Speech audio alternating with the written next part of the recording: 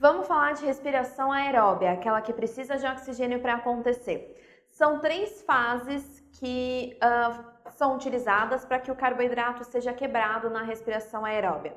Então a gente tem a primeira fase, que é a glicólise, que a gente já tem um vídeo onde a gente explica como ela acontece com detalhes. Tem o ciclo de Krebs e também a fosforilação oxidativa ou cadeia respiratória.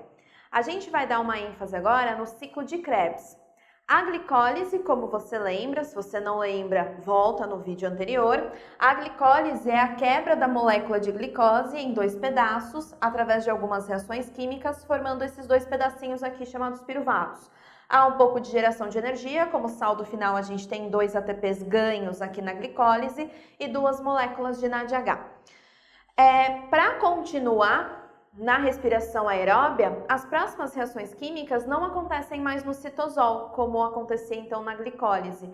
As próximas reações químicas vão acontecer dentro de uma organela específica chamada mitocôndria. Então eu desenhei uma mitocôndria aqui. Mitocôndria é uma organela bem fácil de reconhecer, porque tem uma membrana externa, lisa, e a membrana interna é toda enrugada. Então, se num exercício fazem esse desenho para você, da mitocôndria, você tem que conseguir reconhecer, mesmo que não te falem. Esses piruvatos, então, vão ser jogados dentro da mitocôndria. Olha nessa setinha aqui, esse é o caminho que os piruvatos vão fazer, vão ser jogados aqui dentro da mitocôndria. Vão parar no meio aquoso que existe aqui na mitocôndria, chamado matriz mitocondrial ou simplesmente matriz. Essas ruguinhas, que a membrana interna forma, a gente chama de cristas mitocondriais ou simplesmente cristas. O ciclo de Krebs, que é o nosso foco agora, vai acontecer na matriz mitocondrial, nesse meio aquoso dentro da mitocôndria. O que é o ciclo de Krebs? No ciclo de Krebs, esses piruvatos entram na mitocôndria e eles vão ser quebrados até o final. Vou destruir completamente esse carboidrato. Mas eu vou fazer isso da forma mais eficiente possível para tirar o máximo de energia, para formar o máximo de ATP. Quando os piruvatos são jogados aqui para dentro da mitocôndria, só de passar do citosol, do meio aquoso da célula, atravessar essa primeira membrana da mitocôndria, passar por esse ambiente entre as 2 membranas da mitocôndria, atravessar a segunda membrana e chegar na matriz, só por causa dessa transição o piruvato já acaba quebrando, perdendo um carbono. Então são 2 piruvatos, cada piruvato perde um carbono, ele vai ficar só com 2 carbonos, o que entra na mitocôndria. E esse carbono que sai sozinho, lembra que na verdade ele sai com átomos de oxigênio na forma de CO2. Então entram os piruvatos, só que eles perdem, cada um perde um carbono, então você tem 2 moléculas de CO2 sendo liberadas. Esse composto que de fato entra na mitocôndria só tem 2 carbonos, a gente não chama mais de piruvato, a gente chama de acetil. Assim que o acetil está dentro da mitocôndria, tem uma substância química chamada coenzima A, que vai se ligar a esse acetil. Então, uma coenzima se liga ao primeiro acetil, a outra coenzima se liga ao segundo acetil. E a partir de agora é que começa o ciclo de Krebs. Então, essa entrada na mitocôndria não é o ciclo de Krebs, é simplesmente a entrada na mitocôndria. Agora que o acetil já está grudado na coenzima A, agora vai começar o ciclo de Krebs. Qual é o objetivo? Quebrar esse acetil, destruí-lo para tirar mais energia para formar ATP. Só que a gente vai fazer isso do melhor jeito possível, do jeito mais eficiente.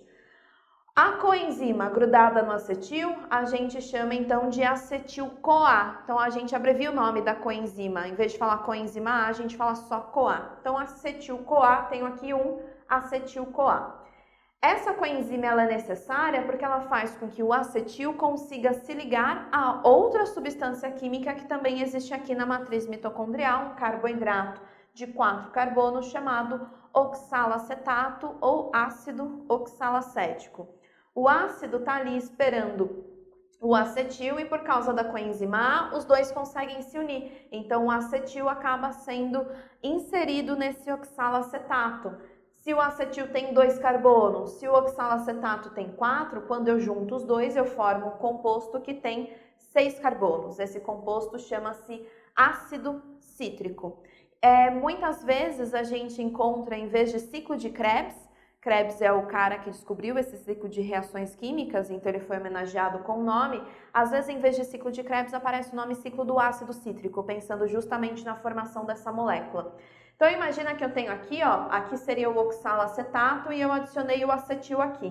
Então, isso aqui seria o meu acetil. Se eu fosse só quebrar o acetil, era só fazer uma reação de quebra para separar um carbono do outro e pronto, já acabou meu carboidrato. Mas agora que eu adicionei o acetil ao ácido oxalacético, eu tenho uma ligaçãozinha a mais. Então, ignora aqui o ácido oxalacético. Eu primeiro vou fazer uma ligação de uma reação de quebra para liberar o primeiro carbono do acetil, só que depois eu tenho que fazer uma outra reação de quebra para essa segunda ligação que eu acabei de fazer. Então, essa ligação entre o acetil e o ácido oxalacético, que é feita simplesmente pela presença da enzima, agora pode ser quebrada. Então, eu tenho a quebra da ligação entre os carbonos do acetil e vou ter também a quebra da ligação entre o acetil e o ácido oxalacético. Duas quebras, mais liberação de energia, mais produção de ATP. Então, aqui eu tenho a representação da primeira quebra, né? Você tem a liberação de um carbono, muda um pouquinho a molécula, que tem 6 carbonos, aqui a gente já encontra 5 carbonos. Tem a liberação de um carbono, que sai na forma de CO2, tem liberação de hidrogênios, dá para formar um pouquinho de NADH aqui também.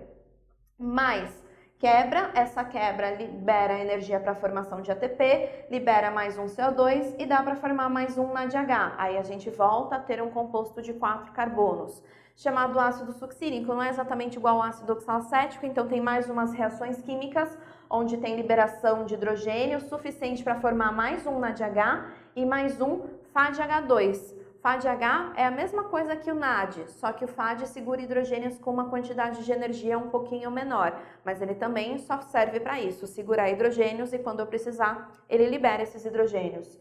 Há um pouco de hidrogênio e oxigênio disponíveis, então há um pouco de formação de água aqui no meio do caminho, e eu volto a ter o oxalacetato, que pode se ligar ao segundo acetil e começar tudo de novo. Então, o objetivo é quebrar o acetil da melhor maneira possível. Em vez de só fazer uma reação e já ter a quebra completa do carboidrato, primeiro a gente pega o acetil, gruda em outra substância e a gente tem então 2 ligações para quebrar, libera mais energia, mais ATP.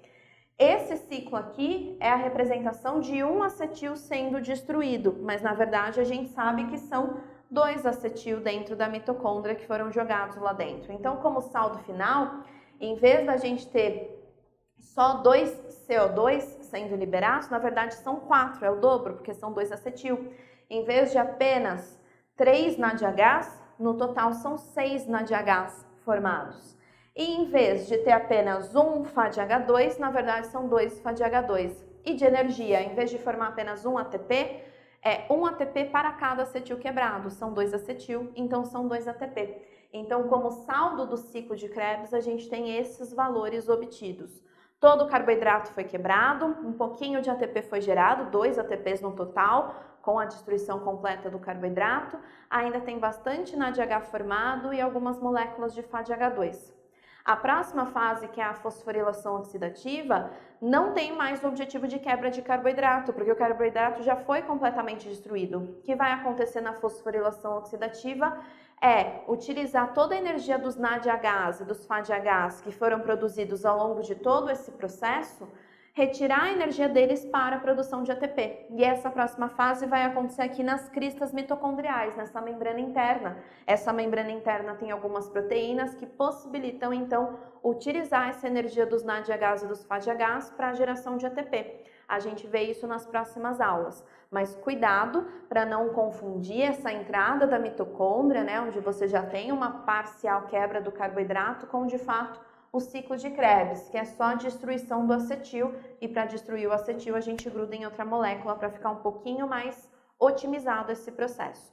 Então presta atenção nas próximas aulas.